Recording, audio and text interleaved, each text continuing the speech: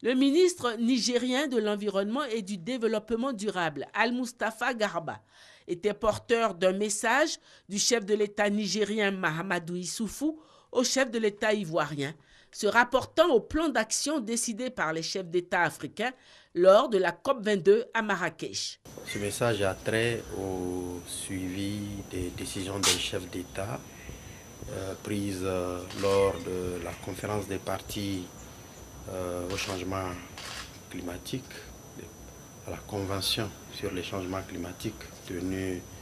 à Marrakech, la conférence communément appelée COP22. Les chefs d'État africains ont tenu un sommet autour de Sa Majesté le roi du Maroc sur la coémergence africaine.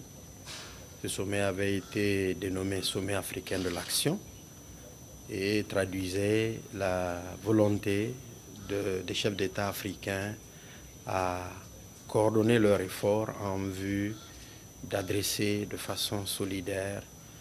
les problèmes liés au phénomène des changements climatiques.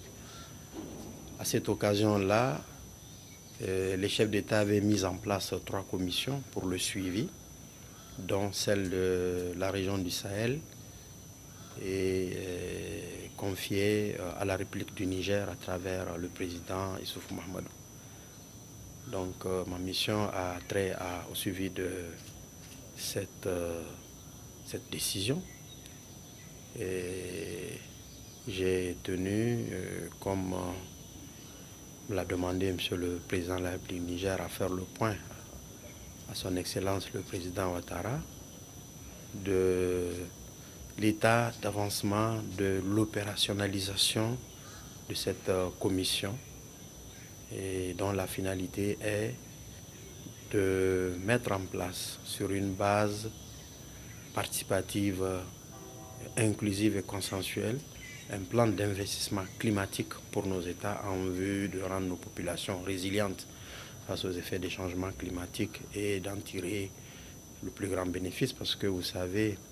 nos États sont les plus vulnérables. Un plan d'action qui démontre la volonté des chefs d'État africains de porter unis la voix de l'Afrique dans la lutte contre le changement climatique.